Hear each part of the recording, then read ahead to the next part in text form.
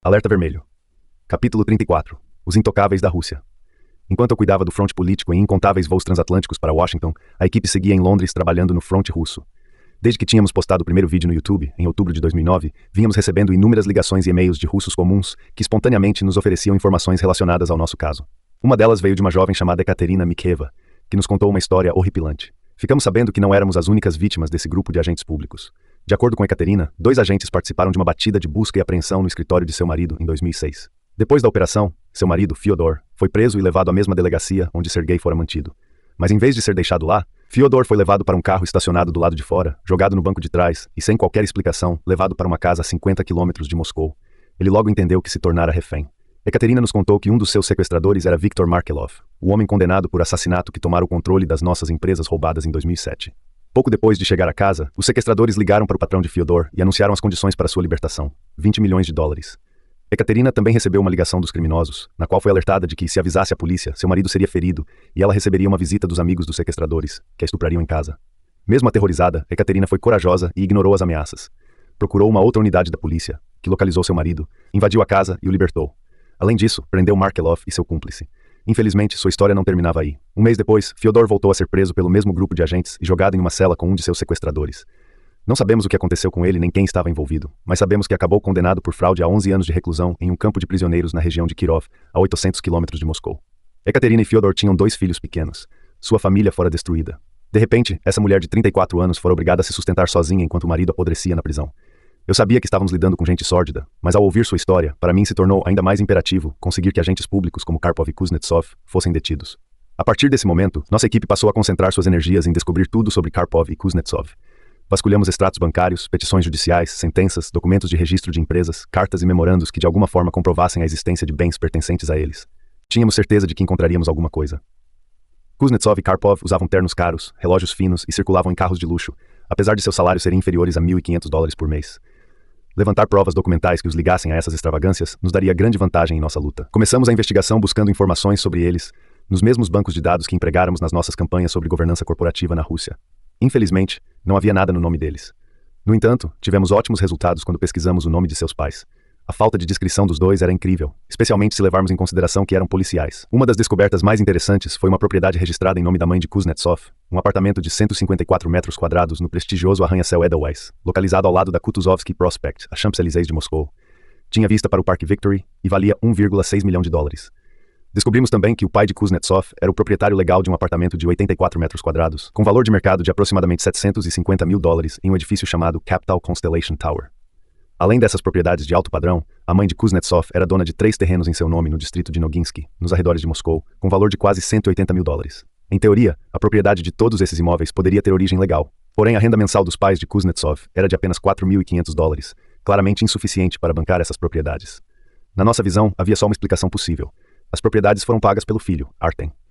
A família Kuznetsov não era dona apenas de imóveis e terrenos caros. De acordo com o Departamento de Trânsito de Moscou, a mãe de Kuznetsov tinha um Land Rover Freelander novo em folha de $75 mil, e a esposa de Kuznetsov, um Range Rover de $118 mil e um Mercedes-Benz SLK 200 de $81 mil.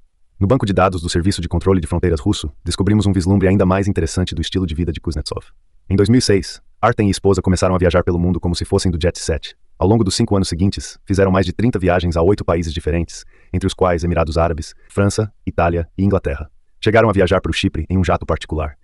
Pelos nossos levantamentos, o patrimônio total da família Kuznetsov era de aproximadamente $2,6 milhões. Para que se entenda melhor o significado disso, basta dizer que Kuznetsov teria que trabalhar 145 anos como funcionário do Ministério do Interior para juntar essa cifra. As informações que reunimos sobre Karpov eram igualmente chocantes e seguiam o mesmo padrão. Um apartamento de luxo de $930 mil escriturado em nome de sua mãe pensionista, um Audi A3 novo, um Porsche 911 em nome de sua mãe e um Mercedes-Benz E280 em seu nome.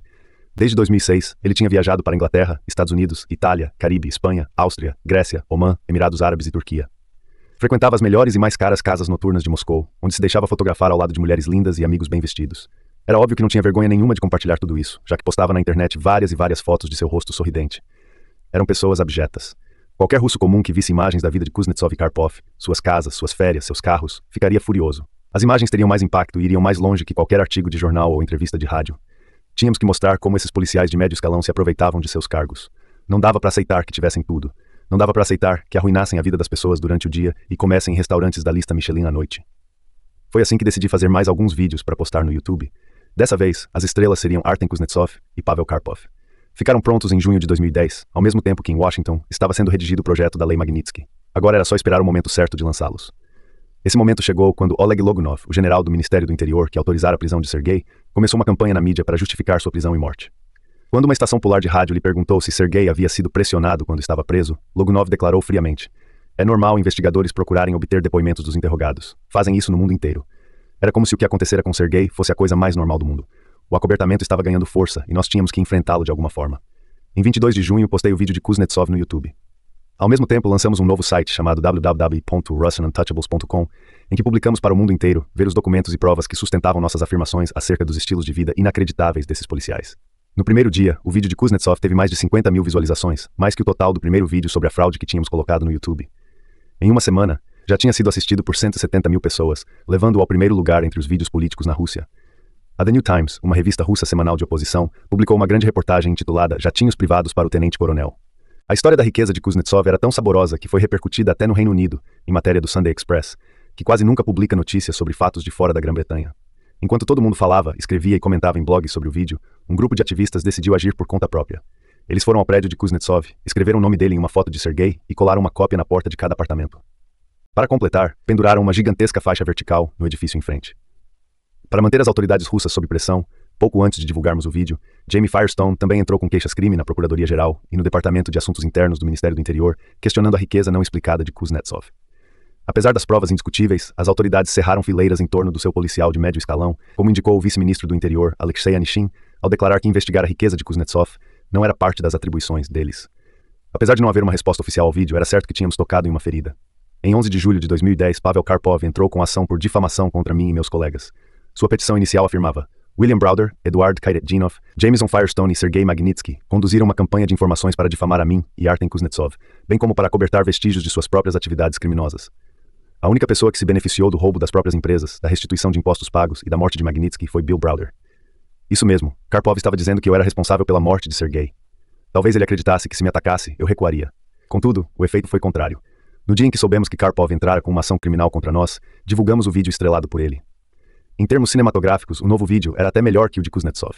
Continha imagens de suas propriedades e carros, mas também muitas fotos dele mesmo tiradas em casas noturnas, restaurantes e discotecas em vários pontos de Moscou. Se você fosse um cidadão honesto e de classe média da Rússia e visse como esse policial comum vivia, ficaria chocado.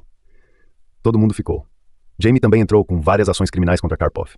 Dessa vez, o Departamento de Assuntos Internos do Ministério do Interior efetivamente questionou Karpov e Kuznetsov, mas no fim alegou que não tinha autoridade para verificar as rendas de seus pais e não encontrou nada de errado. Karpov e Kuznetsov talvez até fossem intocáveis pelos órgãos policiais russos, mas no Tribunal da Opinião Pública eles não tinham nada de intocáveis. Passados 3 meses, mais de 400 mil pessoas haviam assistido aos vídeos. Independentemente de quantas mentiras foram ditas pelas autoridades russas, sempre seria possível alguém se levantar e objetar. Certo, mas se eles não são corruptos, como ficaram tão ricos? Você pode explicar? Como ficaram tão ricos?